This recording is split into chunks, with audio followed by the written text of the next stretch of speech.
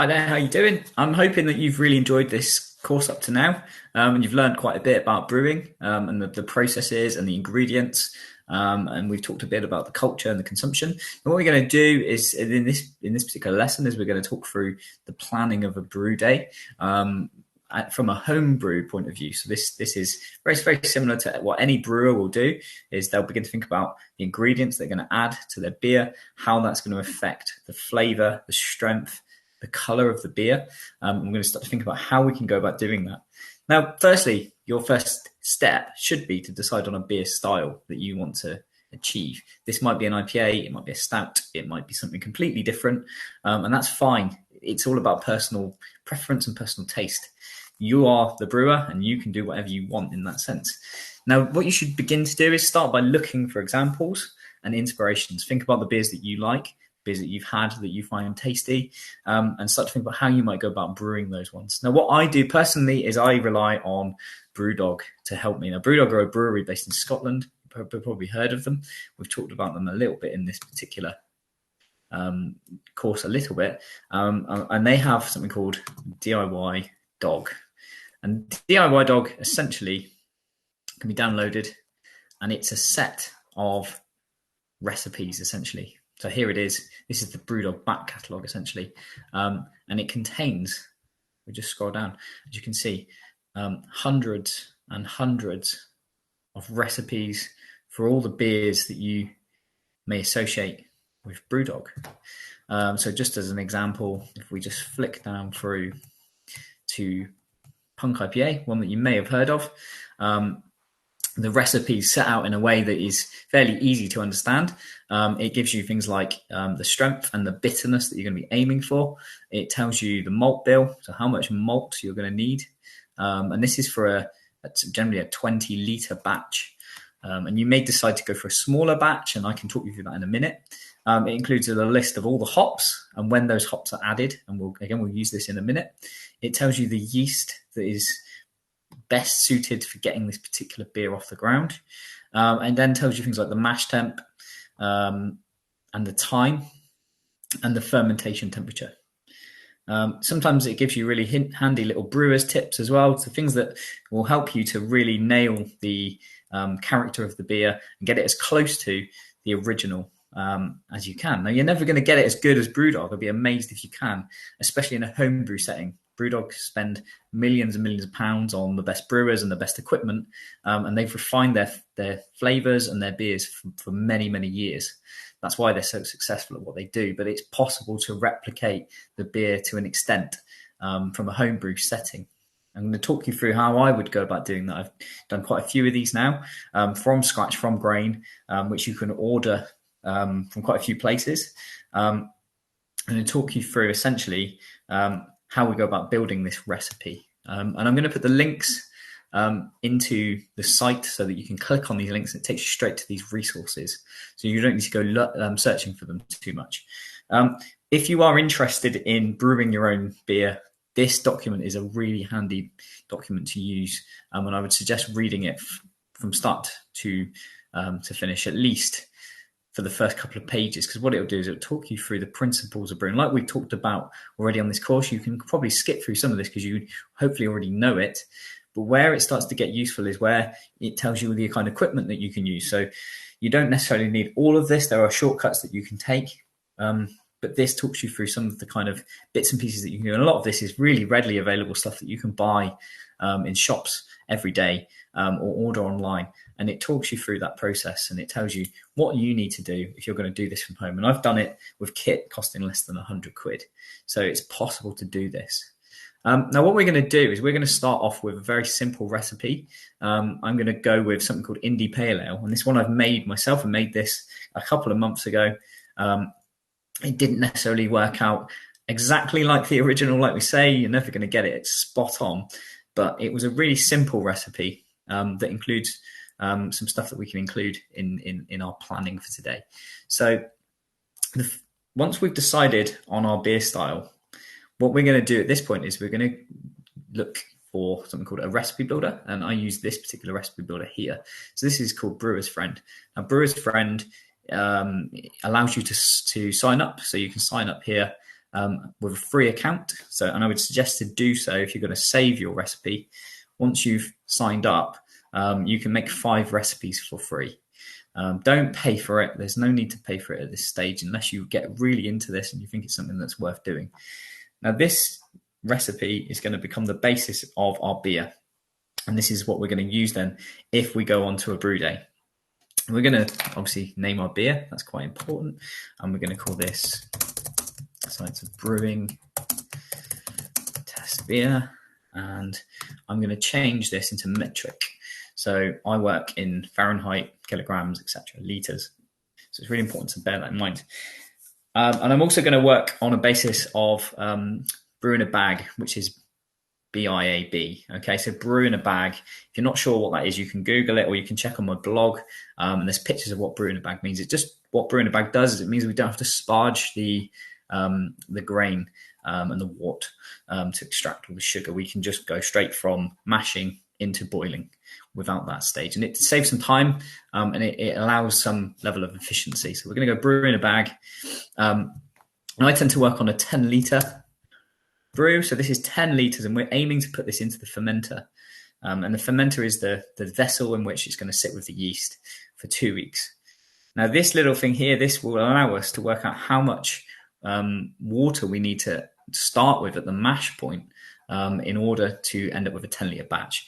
So around, I think, 14 litres into the mash tun will allow you to produce 10 litres to go into the fermenter.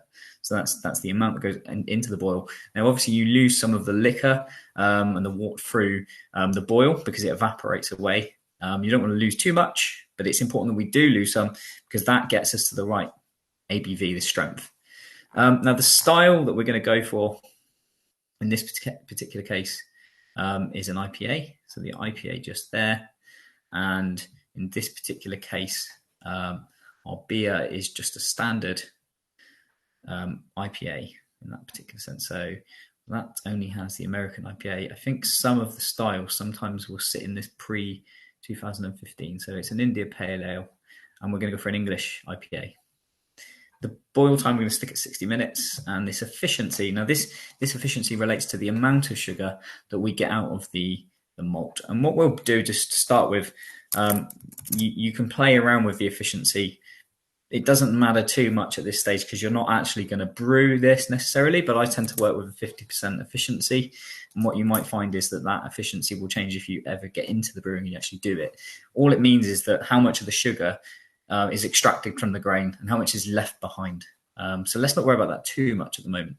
Now, what we're going to do at this stage, so we've set up our parameters and we're going to go back to our ingredients. Now, the first thing that we need to do is we need a base malt. Now, our base malt is always going to be this one at the top. This is generally a pale ale malt. It's a malt that hasn't been kilned and it hasn't been roasted, which means it's pale in color.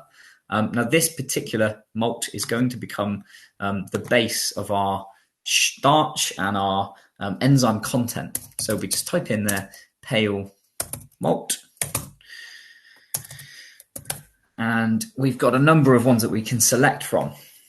Now, what you'll notice is that you'll have some that they'll have flags and different countries. We're generally going to be sourcing from the UK if we're based in the UK. And this crisp malting one is generally the one that I tend to use when I do brew. And what we're going to do is we're going to change that measurement there to kilograms. And we're going to need, at this point, 3.12 kilograms.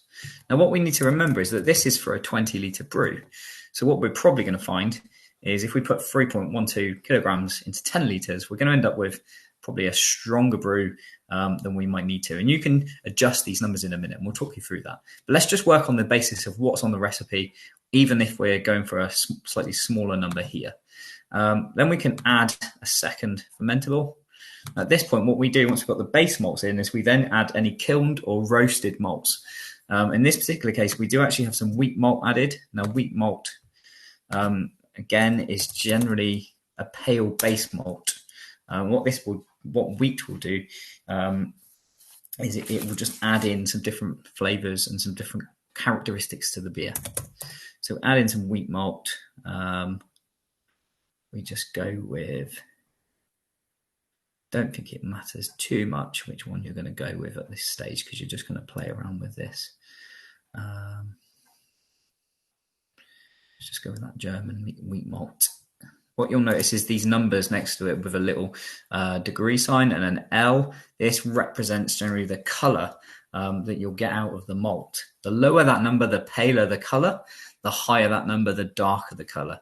We'll get to some of those in a minute. Now we've added the wheat malt, and we need 0.3 kilograms here of that. Now what we'll notice is as we added that, let's just delete that again and show you what happened there. As we add that in, look at this strength of the beer, it increases. So by adding more malt, we've increased the ABV of beer. Now what we can do at this point is we can then add our next malt, and this is now a caramalt. Now caramalt is another word for a roasted malt. So this has been roasted at quite a high temperature, and it's not necessarily about adding in enzymes into the mix. This is about adding color. So if we just add a quick caramalt, if we go for something like that one, what you'll notice about this caramalt is it has a higher number here. So this is 17.5 compared to the 2 and the 4. So this is going to add in a bit of color to a darker color in that sense. So we get again 0.3 kilograms added to this. Now what I want you to do at this point is watch this bar along here. So you've got the strength, you've got the color, and you've got a depiction here of the color of the beer. So just press that. What we notice is the color goes slightly darker. The SRM is slightly higher, so it's now 9 rather than 7. And again, the strength of the beer is slightly higher. So we have added some sugars into the mix here. And it's starting to give us the kind of beer that we actually want. Now we've got a Munich. Now we just add this Munich to the mix. Munich malt. So we add that in.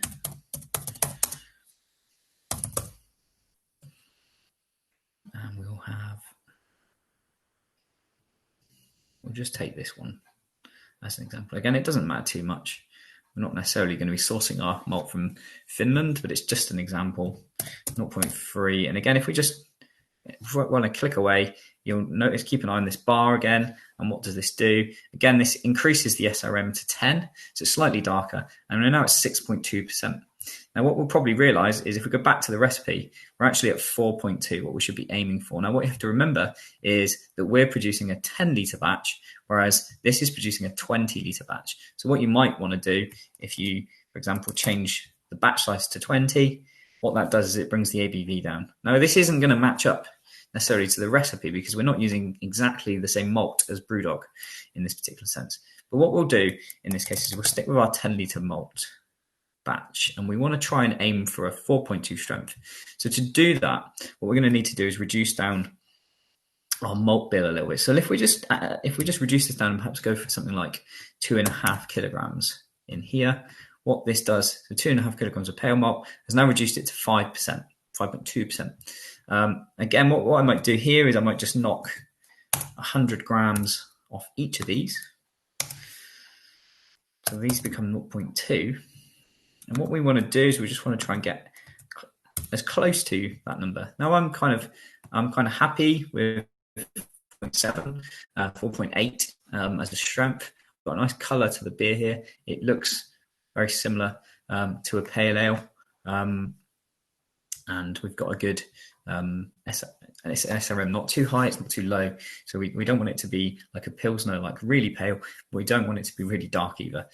So that I'm quite happy with that now. And I'm going to leave the fermentables at that point on its own. And what we're going to do at this point is we're going to move on to the hop bill. So the hop bill at this point, what we see is we've got 4 hops: Simcoe, Cascade, Simcoe again, and then Mosaic. Now it's important to bear in mind, even though we've got Simcoe twice, we keep them separate in terms of the hop bill because they're added at different times. Now what you'll see here is this gives you the number of grams added, and this gives you the time at which it is added. So the Simcoe in this case is added. This is a 65, possibly a 75-minute boil, maybe a 90-minute boil, something like that. We're going to kind of go with a 60-minute boil. So what we'll do with the Simcoe is we'll add it at 60 minutes, and that means it goes in right at the beginning. And this is what adds the bitterness to the beer. add the Cascade and the Simcoe and the Mosaic a little bit further down the line. So let's just quickly add the Simcoe. So firstly, what we need to do, and again, this is built so that you can just type in any hop variety. It's all in there. You can type it in. You can play around with as much as you want. So Simcoe goes in, and we're going to add 11 grams. And generally speaking, the hops that I use are pellet form. You may buy leaf form as well, and that is going to impact on the amount of bitterness and the chemicals, remember the alpha acids that get added to the brew. And we're going to add it at 0 minutes of the boil. 60 minutes of the boil, sorry. There we go. So that gives us some bitterness. And as we can see there, the IBU of 40 is getting us, where is it going? We're a bit higher, actually. And again, it's going to be higher because this is a 20-litre batch. And this is a 10-litre batch. So it's actually higher than it should be, but it's going to be a nice amount of bitterness coming from that now. Now, what we then do is we add our second hop, which is our Cascade. So Cascade, hop there. This has slightly less alpha acids in it. As you can see there, there's 12.7 alpha acids here, and there's 7 here. And again, what do we want at this point? We want Cascade, 3 grams added at 10 minutes before the end. So 3 grams added, 10 minutes. And again, we're going to use pellet form probably. Pellet, like so. And then this gives us, again, it's a lower amount of IBU, but it's going to be adding, what this is going to be giving us is the flavour. So it will give us that hop flavour that we want. And then we add the Simcoe. Again, so we're going to add some more Simcoe to the beer. And again, at this point, we want 5 grams at 0 minutes. So 5 grams at 0 minutes. And again, this is pellet form. Now, what we're doing at this point, when we turn off the heat, these hops are then added and they'll be left in the brew to steep. Steeping just means a bit like you leave a tea bag in the water to brew. It just seeps and allows some of that hop alpha acids, etc., and the oils to just seep into the beer. And you might leave it for, say, 15 minutes just to give it that time. And again, we need to add Mosaic. And Mosaic now forms the basis of the aroma. And we're adding 28 grams of Mosaic hop at this point. So there's not a massive amount of hop to this particular recipe. Some, as you saw, the Punk IPA one has nearly more hops added at various different stages. And it also has a dry hop, which is added a couple of days into the fermentation period. Now at this point, 28 grams added, again, 0 minutes to the boil. So this is at flame out, and the pellet form is added there. And that's going to be adding, again, a lot of the hop oils. At that point, we actually have a finished beer, and we've got around 40 IBU, which is quite bitter, but that's nice. That's maybe what we want to be aiming for. Now, what you might find is you don't want maybe that level of bitterness. You're not a fan of it. So in which case we can reduce down. We will add 7 grams of Simcoe at 60 minutes. And what that will do is it will reduce down that IBU. So it's slightly less bitter.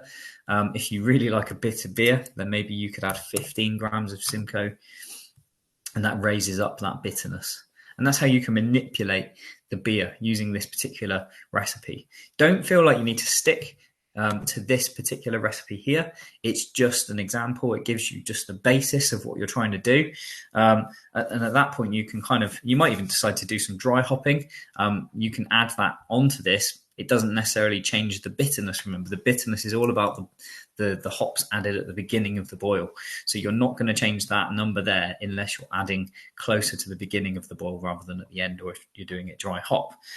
What I want you to do at this point is to screenshot, save, and submit your recipes to the quiz at the bottom of the page. What I'd like you to do along with this is just to include some discussion, some justification and reasoning as to what you've picked and why. What inspired you to do it? Is there a particular reason you picked that beer style? And don't be afraid to play around with this. Maybe submit more than one if you wish to. Try other styles if you want. So maybe what you might want to try is increasing the amount of caramel in it. So say if you go for something like 1.5 kilograms of caramel, what you'll notice is it changes the darkness of the beer. So again, if we go for like 3 kilograms of caramel, look at the difference in the color just there. So you can maybe move it towards being more of a darker IPA or a porter. Maybe you might want to do a stout and try and play around with this. It's there to play with. There's no right or wrong way of doing this, remember. If you're really interested in taking this on further, so becoming more practical than just doing it theoretically, and you want to start brewing, what I've done is I'll put a link to my blog, and this is my blog here. This talks you through my own processes. So as you can see, I use basic kind of stock pot on the hob. I have some scales. I have a mash tun that is basically a small cooling box. And that's the brew in the bag style that we talked about there. So all the malt is in that bag, extracting the sugars. You boil it up, and then you add the hops to the mix, and then you can cool it down. We're using some frozen bottles of water, and basically you let it sit for 2 weeks. I've done 4 brews in the last couple of months that have come out with some really good results, as you can kind of see here. I get my daughter involved, and there's some of the end product there. So do have a look, and if you're not sure about anything at all, drop me a line, drop me an email. I don't mind at all. Okay, so hopefully this has been a really enjoyable course. Good luck with building your recipes, and I'll speak to you soon. All the best.